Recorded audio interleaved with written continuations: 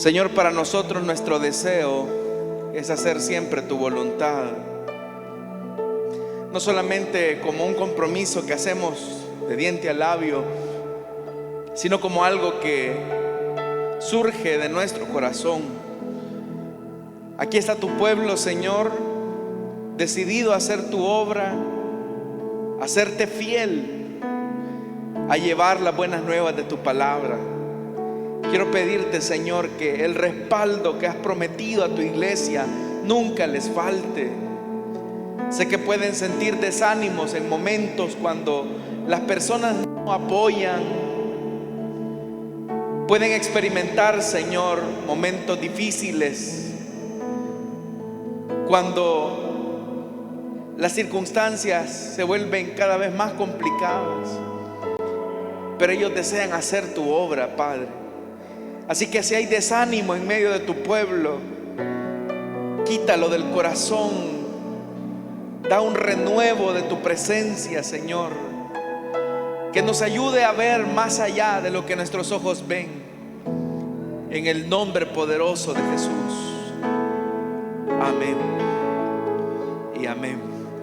Gloria al Señor, hermanos. ¿Cuántos dan un fuerte gloria a Dios? Bendito sea el nombre de nuestro Dios. Hermanos, en esta ocasión nos corresponde estudiar la enseñanza de la guía de células familiares. Y recuerden que durante todo este trimestre vamos a estar hablando acerca de la obra del Espíritu Santo en el creyente. Hay tres elementos fundamentales de una célula: evangelizar, edificar y ¿qué más? Correcto. Pero uno de esos tres elementos, que es el tema de la edificación, parte con el hecho de discipular a los hermanos y a los que están en formación cristiana. Han comenzado, ¿verdad?, su vida cristiana, y es importante que conozcamos la obra del Espíritu. El primer tema que se dio el primer sábado de este año fue nacer del agua y del Espíritu, hablando acerca de la necesidad del nuevo nacimiento. El sábado que acaba de finalizar, de la semana pasada, hablábamos de la lucha que existe en el creyente en el tema de su naturaleza vieja y su naturaleza nueva. Es decir, esa lucha que tenemos todos los cristianos por hacer lo bueno y vencer así lo malo. Pero suele ocurrir que cuando las tentaciones, las luchas son recurrentes en la vida del cristiano, puede ser que eso lleve al punto de creer, bueno, quizás de tantas tentaciones que estoy experimentando, de tantas luchas que estoy teniendo, seguramente quizás a lo mejor no he nacido de nuevo. Pero la ventaja, hermanos, es que como esta serie de enseñanzas lleva un orden, y ahora vamos a ver ¿qué es lo que garantiza que un cristiano en realidad ha nacido de nuevo? Y por eso, hermanos, el tema de la guía es sellados por el Espíritu Santo. Sellados por el Espíritu Santo. Otra manera de poderlo decir también sería el sello del Espíritu Santo.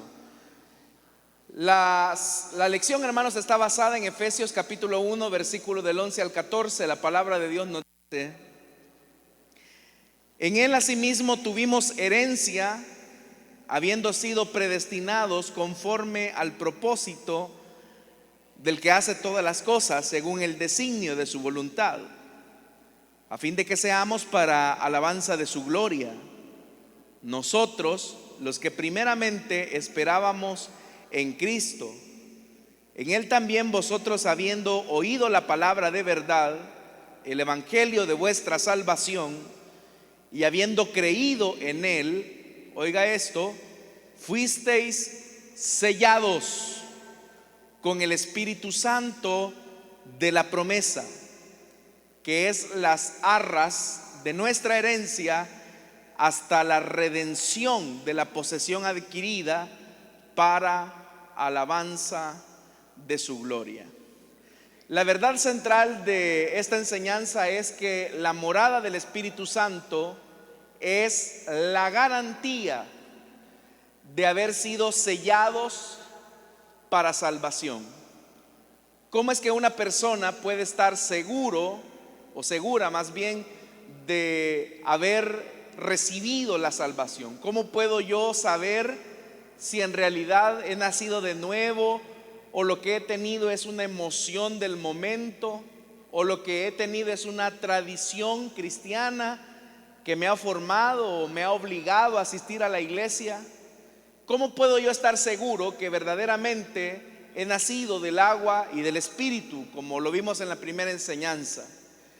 En primer lugar, lo que tenemos que decir es que la única razón en la que podemos nosotros saber a ciencia cierta si nosotros hemos nacido de nuevo y somos salvos por la gracia de Dios, es a través del Espíritu Santo. Es decir, que cuando nacemos de nuevo, el Espíritu Santo que produce el nuevo nacimiento, el Espíritu Santo que nos da la fe para creer, el Espíritu Santo que produce el arrepentimiento en nosotros, el Espíritu Santo que nos acerca al Padre, como lo vamos a ver más adelante, es el que una vez ha hecho Él todo eso. Eso ocurre, hermanos, en cuestión, no sé, milésimas de segundo. Eso ocurre casi instantáneamente cuando la persona está creyendo. Todas esas acciones del Espíritu están ocurriendo en un mismo momento, a una velocidad increíble. Pero cuando el Espíritu Santo hace eso, inmediatamente el Espíritu Santo viene a morar en la vida de esa persona. Pero en realidad esa acción donde el Espíritu Santo viene a morar es el resultado de una obra redentora que fue planificada de manera soberana antes de la fundación del mundo. Es decir, que el que una persona pueda creer, el que una persona se arrepienta, el que una persona nazca de nuevo, el que una persona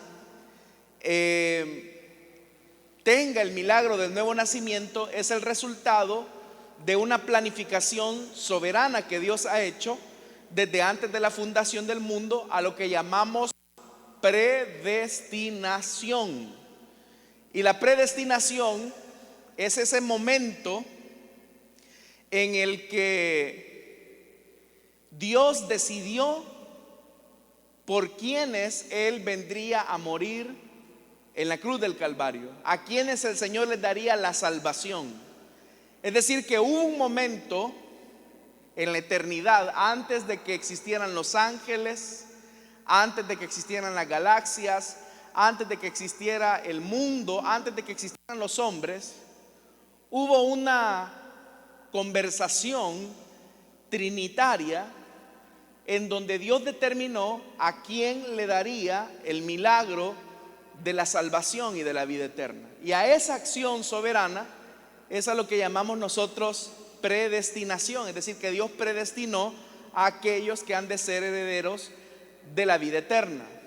Significa que hubo un momento en la eternidad donde el Hijo y el Espíritu Santo estuvieron ellos solos y pensaron en cada uno de ustedes.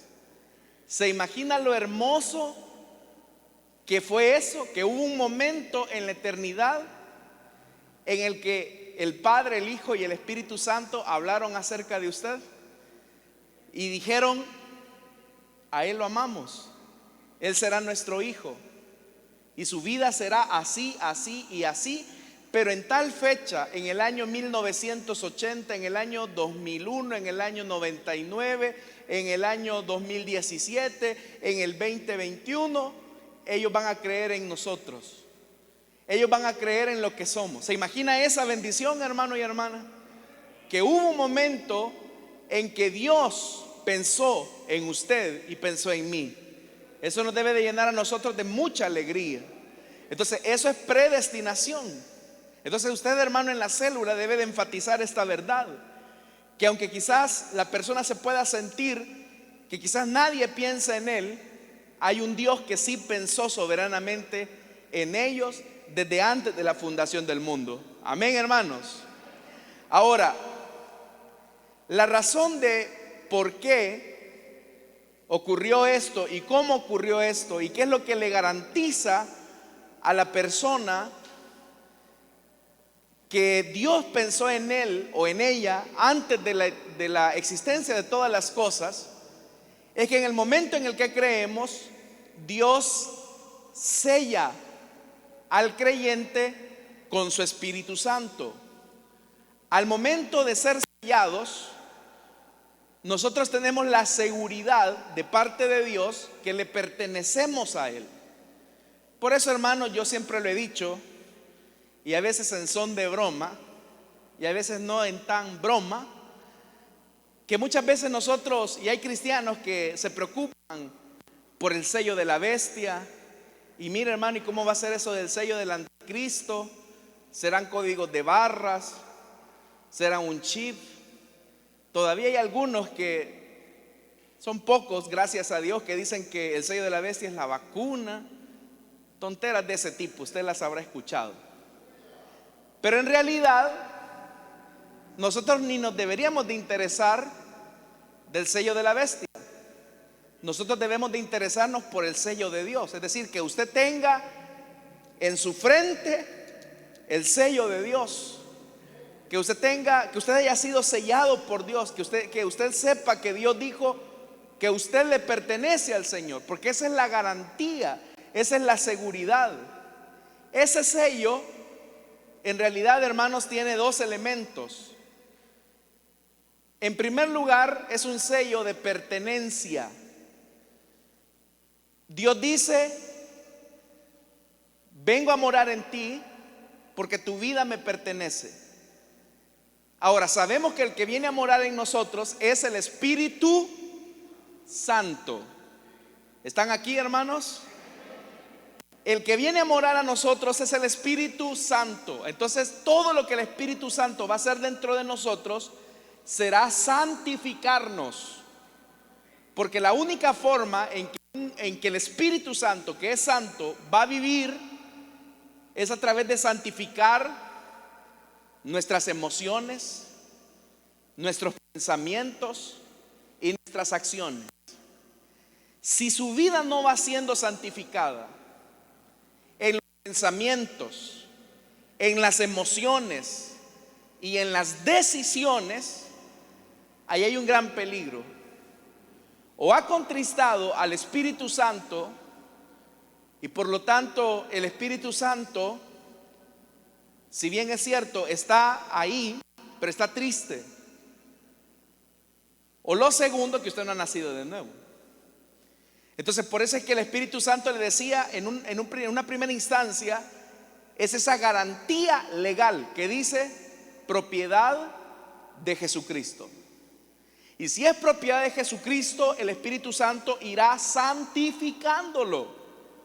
Irá quitando todas aquellas cosas que no sirven, malos pensamientos, malas decisiones, malos sentimientos, porque Él lo va a santificar. Pero la segunda gran verdad acerca del sello del Espíritu Santo es que también eso nos da un derecho legal. Y ese derecho legal es que a partir de ese momento venimos a ser hijos de Dios, somos adoptados por Dios. Ese sello significa que usted es hijo de Dios. Entonces, hermanos, al ser reconciliados por Dios a través del nuevo nacimiento, se produce una acción soberana que le confiere a los cristianos un privilegio inigualable. Y ese privilegio es que el Espíritu Santo viene a morar. Si usted antes de venir a Cristo dijo: yo no puedo dejar este pecado, yo por más que me esfuerzo, en realidad no puedo, tiene mucha razón. Porque estando muertos en delitos y pecados, no podemos hacer nada. Necesitamos que el Espíritu Santo more dentro de nosotros para vencer cualquier pecado. Por eso es que yo le decía hace algún momento, si el Espíritu Santo no mora en usted, toda tentación será cuesta arriba. Y es más, el fracaso es inminente. Por eso es que es importante que le permitamos al Espíritu Santo que Él more dentro de nuestra vida y gobierne todo nuestro ser. Pero es un privilegio inigualable, le decía. ¿Por qué razón? Nosotros, hermanos, a veces decimos: ¿cómo no nos gustaría regresar a la época bíblica? Regresar a los tiempos de Moisés, regresar a los tiempos de Elías, regresar a los tiempos de Josué. Y yo no digo que esos tiempos no eran buenos, eran muy buenos, porque Dios estaba obrando en esos hombres. Pero estos hombres en realidad anhelan ver lo que usted y yo ahora tenemos. Porque en el Antiguo Testamento el Espíritu Santo solamente venía por momentos. Ahí en su guía aparecen algunos pasajes de la Biblia donde se da testimonio que el Espíritu Santo venía de manera momentánea. Y vino el Espíritu de Dios sobre la vida de Saúl y fue mudado en otro hombre. Pero el Espíritu Santo venía y se iba. De repente el Espíritu Santo venía a un profeta y decía: y vino a mí palabra del Señor. Y había una palabra de parte de Dios y el profeta la decía. Pero una vez la palabra era pronunciada, el Espíritu Santo se iba. La razón de esa intermitencia del Espíritu era porque la obra de Cristo no había sido completada. Es decir, el sacrificio de Cristo no se había consumado en la cruz del Calvario. Era necesario que la sangre perfecta del Cordero de Dios fuera derramada en la cruz del Calvario para que el Espíritu Santo viniera a vivir de manera permanente en el creyente. A eso fue a lo que Jesús se refería en el Evangelio de Juan, cuando les anticipó la función que el Espíritu Santo tendría en las vidas de los cristianos cuando Él viniera. Mora con vosotros y estará en vosotros. Esto, hermanos, era un escándalo para aquella época, porque decir que el Dios verdadero de Israel iba a venir a morar en un pequeño hombre, en una pequeña mujer, era algo escandaloso. En otras ocasiones, hablando acerca de este mismo tema, y de hecho que ahí en la guía se menciona, el apóstol Pablo hace la pregunta: ¿o ignoráis que vuestro cuerpo es el templo del Espíritu Santo? ¿Qué es el templo del Espíritu Santo, hermanos y hermanas? ¿Qué es? ¿Nuestro corazón solamente? ¿Nuestra cabeza solamente? ¿Qué es? Ahí lo dice: cuerpo. Su cuerpo. Ese cuerpo que usted tiene, que algunos cuando se ven en el espejo dicen: qué decepción de hombre o de mujer me he convertido. Ese cuerpo que muchas veces usted puede despreciar es el templo del Espíritu Santo. Y ya no nos pertenece, le pertenece a Dios. Por eso aprovecho el comercial para decirle que tenemos que cuidar nuestro cuerpo, porque nuestro cuerpo no es nuestro, ya es del Señor. ¿Están de acuerdo ustedes en eso, hermanos? Bueno, aunque no lo estén, pero es la palabra de Dios. Entonces por eso dice: el cual está en vosotros, el cual tenéis de Dios. Vea lo que dice: está en vosotros, tenéis de Dios, y ustedes ya no son suyos. ¿Por qué dice que ya no nos pertenecemos a nosotros mismos? Porque el Espíritu Santo, cuando nos sella, dice: propiedad de Jesucristo. Así que, hermanos, el sello del Espíritu Santo nos da testimonio de esa verdad. Y Pablo sigue en ese razonamiento en Corintios y dice: porque habéis sido comprados por precio. ¿Y cuál fue el precio para que el Espíritu Santo viniera a morar en el creyente de manera permanente? ¿Cuál fue el precio?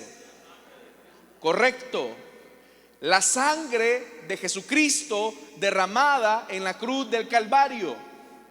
Sin sangre derramada, el Espíritu Santo no viene a morar. Entonces, eso ya nos deja un elemento importante: ¿en quiénes mora el Espíritu? ¿En quiénes mora el Espíritu Santo? En aquellos que han sido perdonados por el Señor Jesucristo, aquellos a quienes el Señor les ha perdonado sus pecados. Entonces, siguiendo esa línea, Pablo dice, siendo que ya no se pertenecen, siendo que su cuerpo ya no es de ustedes, glorificad pues a Dios con bellas alabanzas y versículos de memoria. ¿Eso dice la palabra? No. Dice, glorificar pues a Dios, ¿a dónde? ¿En la iglesia solamente? No. Glorificad a Dios en vuestro cuerpo, en vuestro espíritu, los cuales son de Dios. Así como debemos de cultivar la vida cristiana, la vida de oración, debemos de cuidar lo que vemos, debemos de cuidar lo que oímos, debemos de cuidar lo que decimos, porque ya no nos pertenecemos. Amén, hermanos.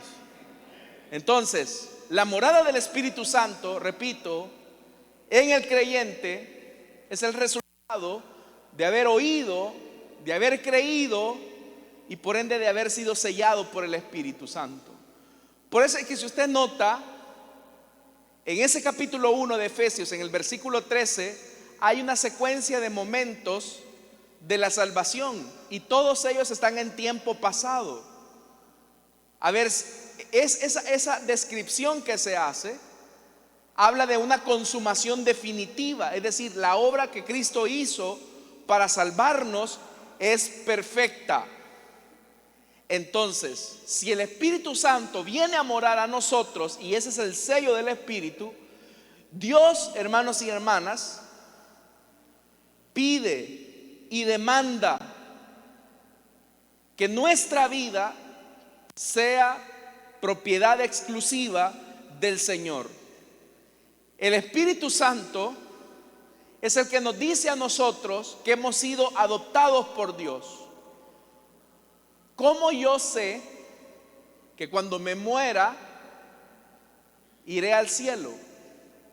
¿Cómo yo sé que si Cristo viniera ahora me iría con Él? ¿Cómo lo sé? Porque me han dado una credencial en una iglesia, porque tengo años de pertenecer a una iglesia, porque nací en un hogar cristiano, porque mi papá o mi mamá son servidores de la iglesia. ¿Es esa la garantía de que yo voy a ir al cielo?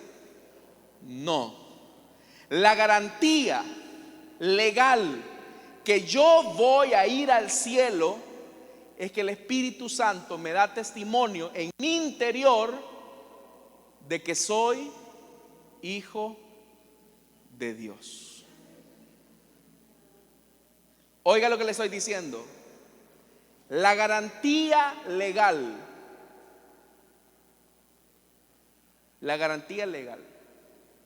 de que soy hijo de Dios es que el Espíritu Santo me lo dice. ¿Y cómo me lo ha dicho? Vea lo que dice el libro de Romanos, la carta a los Romanos capítulo 8 versículo 15 y 16. Y ustedes no recibieron un espíritu que de nuevo los esclavice al miedo. ¿Cuál miedo? Y si en el día venidero el Señor no me llama a su presencia, y si cuando Cristo venga por nosotros por segunda vez y no me voy con Él, y si llego a la presencia de Dios y llegando ante Él, Él me dice que no soy salvo. Estar en ese miedo esclaviza a una persona. Por eso es que Pablo es enfático y dice: ustedes no recibieron un espíritu que los va a estar atemorizando, que los va a estar esclavizando al miedo, al temor.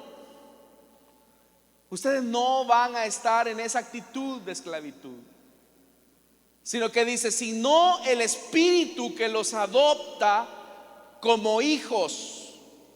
Si han recibido la adopción como hijos, el espíritu que los adoptó les permite clamar: Abba, Padre. Si usted es un padre, medianamente normal, y yo espero que así sea, hermano, es un padre que no es tirano, que no es cruel, que se esfuerza por agradar a Dios. Por eso le digo, si usted es un padre que está en los estándares de normalidad cristiana y no es una persona tirana, cruel, déspota, su hijo no se va a acercar a usted con miedo y va a decir: yo tengo hambre, pero me da miedo decirle a mi papá que tengo hambre porque quizás me va a pegar. O si le digo a mi papá que no me llené y que quiero un poquito más de comida, a saber si no me hubiera abandonado allá por la carretera. Un niño que esté con ese trauma, obviamente que no tiene padres normales, tiene padres déspotas, crueles. Pero un niño normal que tiene padres normales: mamá, yo tengo hambre, no me llené, dame un poquito más. ¿Por qué entra con esa confianza el niño con la mamá? ¿O por qué de repente el niño en el supermercado le dice no al señor que anda en la otra carretilla: oiga, cómpreme por favor un poco de comida, o cómpreme un poco de comida o de vestido, sino que le dice a usted: papi, cómprame esto, porfa, me hace falta? ¿Por qué su hijo se lo dice con tanta ternura y se acerca a usted y le pide con confianza, sin miedo? Por eso yo le decía, si hemos crecido en entornos familiares medianamente normales, con padres con cierta normalidad, y si somos creyentes y les afirmamos a ellos, nuestros hijos se acercan con esa tranquilidad. De la misma manera, si Dios nos ha adoptado a nosotros como sus hijos, podemos acercarnos a Él y clamar diciendo algo que resultaba increíble en esa época: llamarle a Dios papi, papito. Acercarse a Dios y decirle papito. Pero ¿por qué es que podemos entrar con esa confianza de decirle a Dios, al Padre de Jesús, papito? ¿Por qué podemos entrar con esa confianza? ¿Quién es el que nos, como lo dice ahí, nos permite clamar y acercarnos a Dios de ese modo? Ahí lo dice, correcto, en el versículo 16: el Espíritu mismo le asegura a nuestro espíritu que somos, ¿qué? Hijos de Dios. Entonces, ¿cómo yo estoy seguro de que al morir iré a la presencia de Dios? Porque el Espíritu Santo me lo dice. Entonces aquí no se trata, hermanos, de que yo nací en un hogar cristiano y desde que era niño vengo a la iglesia. Aquí no se trata de que usted tiene un privilegio y que por eso usted piense que porque tiene un privilegio va para el cielo. Aquí de lo que se trata es que el Espíritu Santo le haya dado testimonio a usted que usted es hijo de Dios. ¿A cuántos de ustedes el Espíritu Santo les ha hecho saber que son hijos de Dios? Bueno, me alegra, porque ese es el sello. En varias ocasiones, hermanos, los que hemos estado en esta ruta cristiana, usted me va a entender. Yo a veces le digo al Señor: Señor, ¿verdad que soy tu hijo? Y rápido el Espíritu Santo me confirma y me dice: sí, sos mi hijo. Yo no sé si usted lo ha hecho alguna vez, pero yo sí lo he hecho. Y no porque esté dudando, sino porque hasta cierto punto, tómemelo así, estoy bromeando con Dios. ¿Verdad que soy tu hijo, Señor? Y rápido viene el Espíritu Santo y me dice: sí, tú eres mi hijo. Hay una convicción interna que no se la puedo explicar. Usted me tiene que entender. Si es hijo de Dios, usted me entiende de lo que le estoy hablando. Por eso, hermanos y hermanas, cuando hacemos eso, tenemos acceso al Padre. Por eso, hermanos y hermanas, claramente Pablo dice que ya nosotros no somos extraños ni extranjeros, sino que somos conciudadanos de los santos, que son la familia de Dios, dice Pablo en Efesios capítulo 2 versículo 19. ¿Por qué tenemos ese acceso a Dios? Porque hemos sido perdonados por la sangre de Cristo, y porque el Espíritu Santo nos enseña a decir: a ver, dígale papá a Dios, papi, dile papi. Eso es lo que Romanos dice. El Espíritu Santo nos lleva a clamar, Abba Padre. El Espíritu Santo nos empieza a quitar el miedo de acercarnos a Dios. Quien tiene una relación natural con Dios ya no tiene miedo de acercarse a Dios. Aún, hermanos, cuando hemos fallado y hemos pecado y sabemos que la disciplina es una realidad que nos va a caer, sabemos que Dios nos va a corregir porque nos ama. Pero no es un temor y un miedo de que Dios me va a destruir, sino que también sé que la corrección de Dios me va a doler un poco, pero es por mi propio bien y es porque Él me ama. Por eso, hermanos, el Espíritu Santo es el sello de Dios sobre el pueblo de Dios. El Espíritu Santo es el sello de Dios que dice: son mi propiedad, me pertenecen. La palabra, hermanos, hay una palabra que en el texto se usa, que es la palabra las arras, cuando dice que el Espíritu Santo son las arras. Lo que está hablando es que en ese momento las arras era una garantía legal que se daba en la época. Podía ser de dinero, podía ser de algún artículo, de alguna propiedad. No era el pago completo, pero era como la garantía de que se adquiría un compromiso que iba a terminar en la entrega total de un bien. Entonces, el hecho que el Espíritu Santo more dentro de nosotros son nuestras arras, es nuestra garantía de ¿qué? De que el Señor va a completar su obra de salvación perfecta hasta llevarnos hacia la eternidad. ¿Me explico, hermanos? Es decir, el Espíritu Santo es la garantía de que el Señor va a terminar, hermanos y hermanas, lo que comenzó. Ahora, no solamente son beneficios, sino que también, hermanos, son deberes que tenemos para con Dios. El hecho que el Señor diga que nuestro cuerpo es el templo donde vive el Espíritu Santo nos ayuda a entender lo que significa la morada del Espíritu. Porque la palabra templo lo que significa es que es el único lugar donde nadie tiene acceso más que Dios y el sacerdote. Es decir, el templo no estaba diseñado para que la gente entrara. El templo estaba diseñado para que la gente no entrara. Por eso es que los locales de reunión no son templos, son locales, son auditorios, son salones si usted quiere. Pero esto, las vigas, las paredes, eso no es templo. Aquí hay varias puertas porque lo que queremos es que la gente entre. Pero en el templo que se derivó del tabernáculo estaba diseñado para que la gente no entrara. Y en el tabernáculo en el templo habían 3 compartimientos. El primer compartimiento era el atrio, y ahí solo entraban los sacerdotes y los levitas. El segundo compartimiento era el lugar santo, que es donde usted puede ver tal vez ahí la figurita del sacerdote. Y el sacerdote entraba ahí todos los días, solo el sumo sacerdote.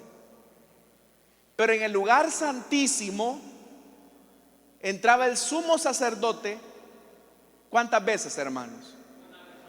Correcto, una vez al año. ¿Y qué era lo que había en el lugar santísimo, hermanos y hermanas? Lo que había en el lugar santísimo era el arca del pacto. Esa arca del pacto, hermanos y hermanas, quizás, hermanos, aprovechando esto,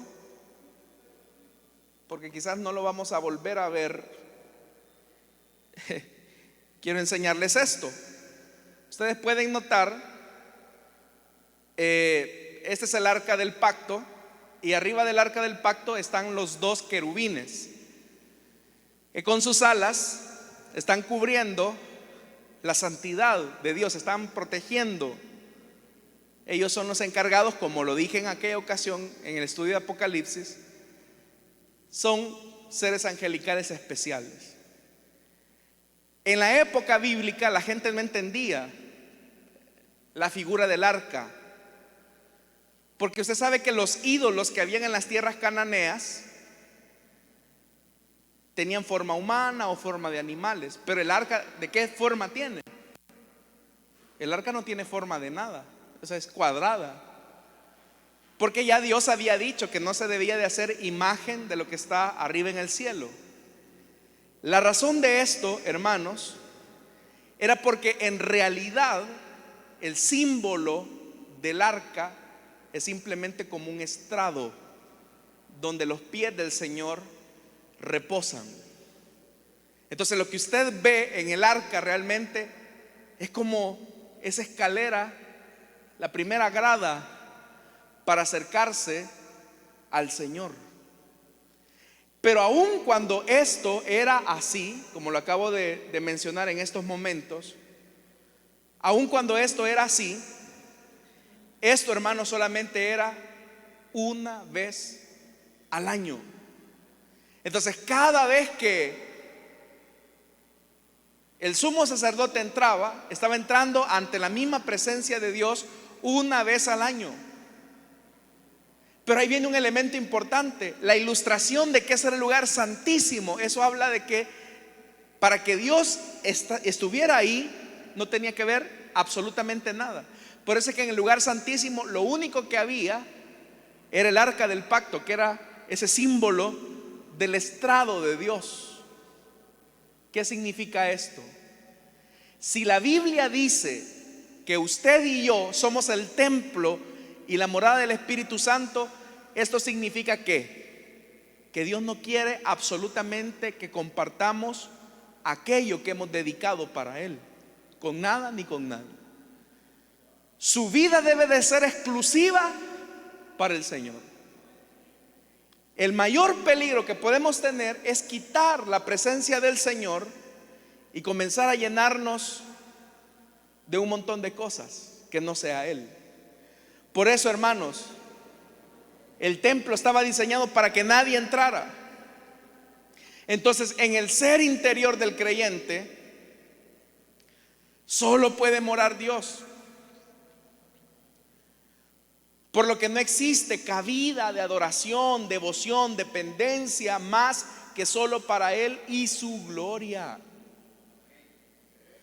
Dios no quiere compartir su corazón con nadie.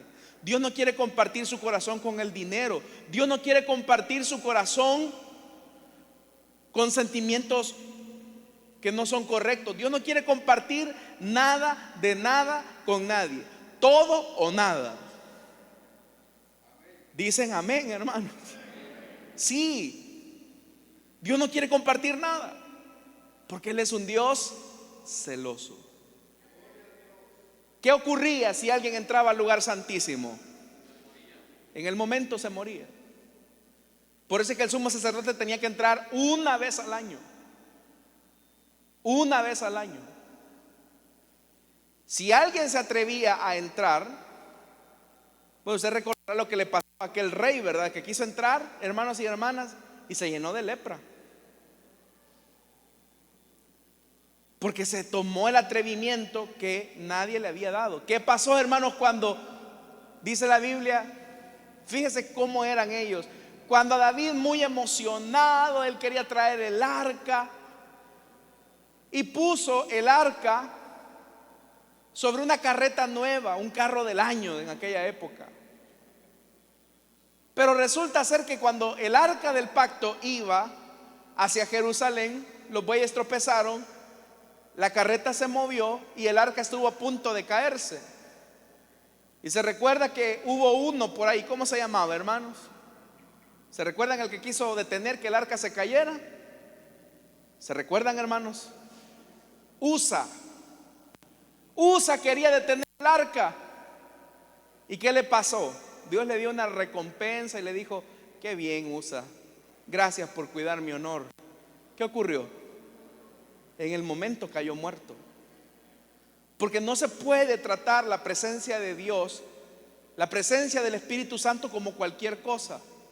Como tampoco podemos tratar la presencia del Espíritu Santo en nuestra vida como cualquier cosa, permitiéndonos en nuestro corazón pecados, resentimientos, emociones negativas. No podemos permitir que nuestro cuerpo, hermanos y hermanas, por eso es que aprovecho para decir esto. Por eso es que nosotros, alguien puede preguntarse: bueno, ¿y qué de malo tiene tatuarse, hermano? ¿Qué de malo tiene que yo me haga un tatuaje y me lo voy a poner aquí? Jesús te amo. El punto es que su cuerpo ya no le pertenece a usted.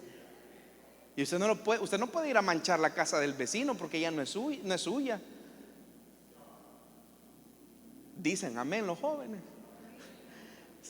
No pueden hacer con su cuerpo lo que quieran, porque su cuerpo le pertenece al Señor. Entonces, terminando, ¿cómo sabemos que somos hijos de Dios?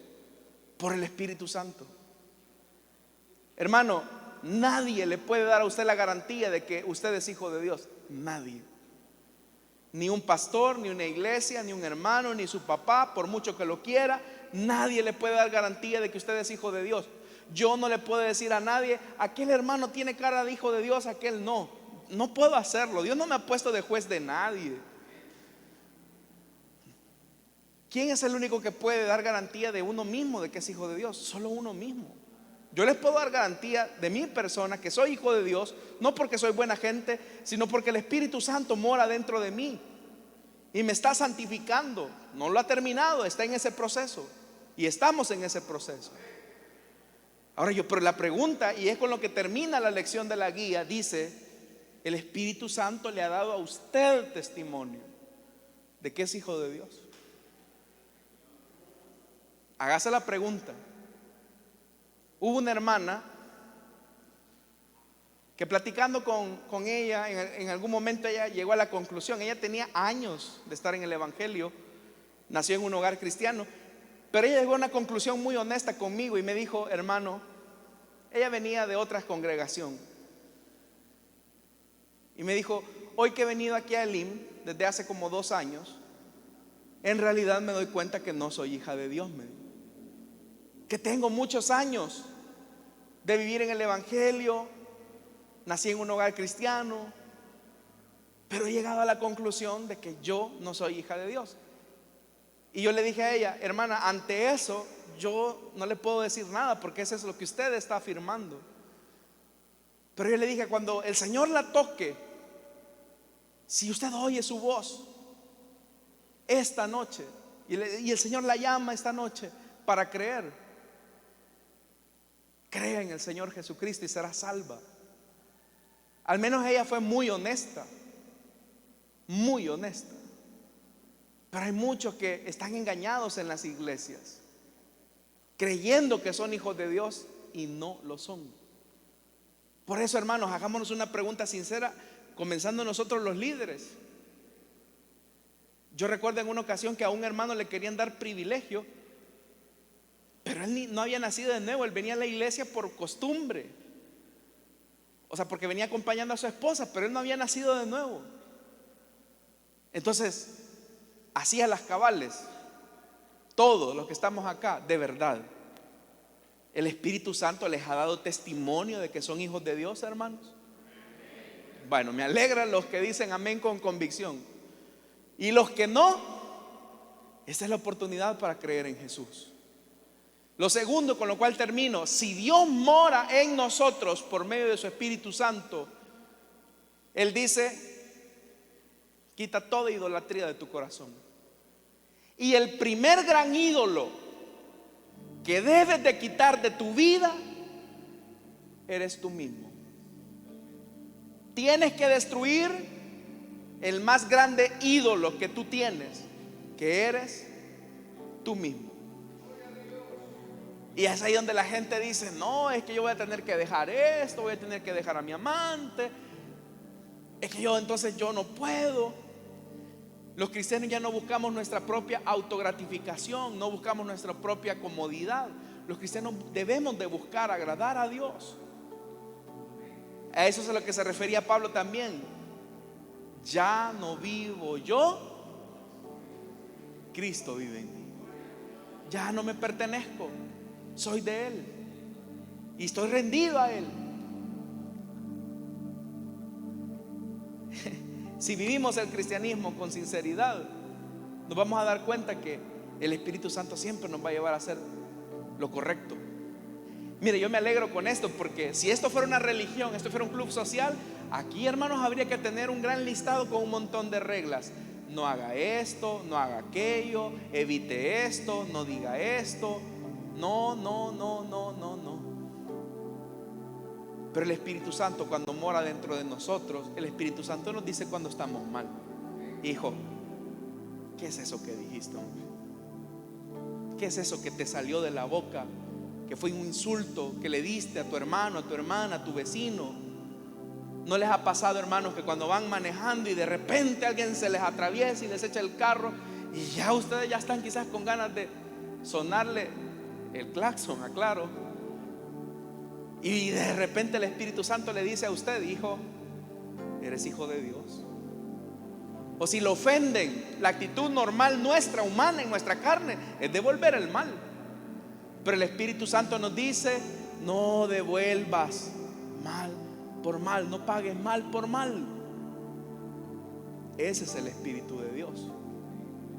El que no tiene el Espíritu Santo, que no me vayan a ver porque me van a quitar el privilegio. Que no me vaya a ver el supervisor que estoy haciendo esto porque me van a quitar el privilegio. Ese tiene miedo al hombre. Pero ese que hijo de Dios va a ser, hermano. Pero el que es verdadero hijo de Dios es aquí y donde sea, 24 horas, los 7 días de la semana, los 365 días del año. El Espíritu Santo ha venido a morar dentro de nosotros y Él quiere que seamos solo de Él, hermanos. Amén. ¿Cuántos sellados por el Espíritu están acá? Bueno, vamos a orar, hermanos. Padre que estás en los cielos, gracias te damos, Señor, por esta oportunidad que tú nos concedes de estar en este lugar. Queremos pedirte que tú bendigas, Señor, a tu pueblo. Gracias porque tu Espíritu Santo ha venido a morar dentro de nosotros. Queremos pedirte, por favor,